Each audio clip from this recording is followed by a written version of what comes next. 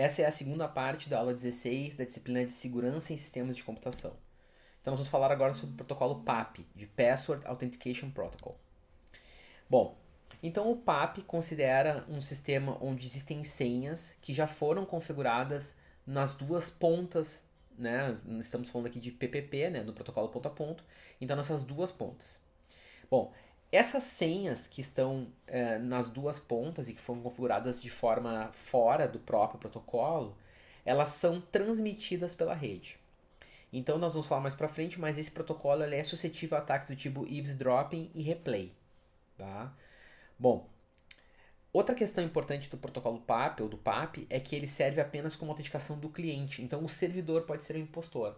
Pensando em conexões remotas, isso em geral não era considerado um problema, pois existia uma segurança em relação ao número que era discado em função do uso de uma operadora de telecomunicações. Né? Então, notem que ele é considerado um protocolo eficiente para conexões discadas. O que aconteceu é que, com o passar do tempo, o protocolo PPP começou a ser utilizado por meios compartilhados, como, por exemplo, em redes Ethernet, especialmente utilizadas para comunicação como acesso remoto, nós utilizamos o protocolo PPP over Ethernet. E né, nós temos um meio compartilhado e certas questões começaram a ficar complicadas. Nós temos também uma utilização do PPP sobre ATM, né, que é o PPP over ATM, ou PPP-OA, que é comumente utilizado em conexões de acesso ADSL. Bom, em função dessas questões, o PAP, nós vamos estudar ele por questões mais didáticas, mas ele não é mais utilizado por ser considerado seguro. Notem que isso é mais uma melhor prática, ele não deve ser utilizado, mas de fato ainda se encontram utilizações né, aplicações ou implementações, né, deployments que têm o PAP como sua utilização. Então aqui esse é o exemplo da Cisco. Nós temos aqui um roteador, né? Nesse caso uma conexão PPP entre dois roteadores. Então o roteador ele faz uma comunicação que nós chamamos de two-way handshake. Então ele envia o username e a senha, certo? Então nesse caso isso é feito, observem, de forma aberta. Então no pacote, no quadro, melhor dizendo, tem as informações, né, descritas claramente.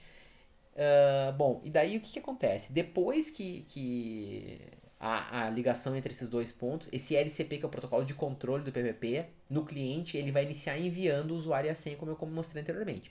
O servidor, né, a outra ponta, vai verificar se está correto. Se está correto, ela vai enviar um ACK de resposta e a autenticação foi completada. Se não está correto, ele vai enviar um NAK de resposta e o cliente pode tentar, por exemplo, com outro usuário ou com outra senha. Bom, como eu comentei, eles são enviados em texto puro e depois da autenticação inicial não é verificada nenhuma outra não é realizada nenhuma outra verificação durante a conexão. Bom, então observem aqui, esse é a descrição do quadro PPP. Então aqui nós temos o protocolo, então tem um código de protocolo específico para o PAP. E na informação aqui nós vamos ter as informações, né, nesse campo informação, information, nós temos as informações do PAP.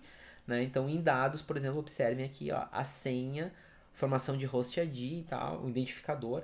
Então, notem que isso é apenas um campo, a senha é apenas um campo do quadro que vai ser transmitido em claro nesse caso. Bom, essa senha ela pode ser configurada diretamente dentro dos equipamentos que estão se conectando ou pode se utilizar uma base de dados de autenticação. E dessa base vai ter diversos usuários e senhas considerando uma determinada organização ou um contexto de segurança, um domínio de segurança. Bom, essa base então pode ser conectada a uma base local, por exemplo, no sistema Unix pode ser o próprio PSWD utilizado para isso, ou eu posso usar uma base de dados armazenada em um servidor, mesmo de controle de acesso para conexões remotas, como TACAX, Radius, Diameter, que nós vamos ver nas próximas aulas da disciplina. Bom, problemas desse formato. Então, alguns problemas são relativos à própria ideia de troca de usuário e senha. Então, nessa forma, que é a forma mais simples, é um sistema muito pouco seguro.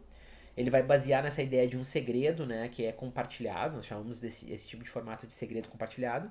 E normalmente esse método ele pode ser quebrado por força bruta ou por ataques do tipo dicionário.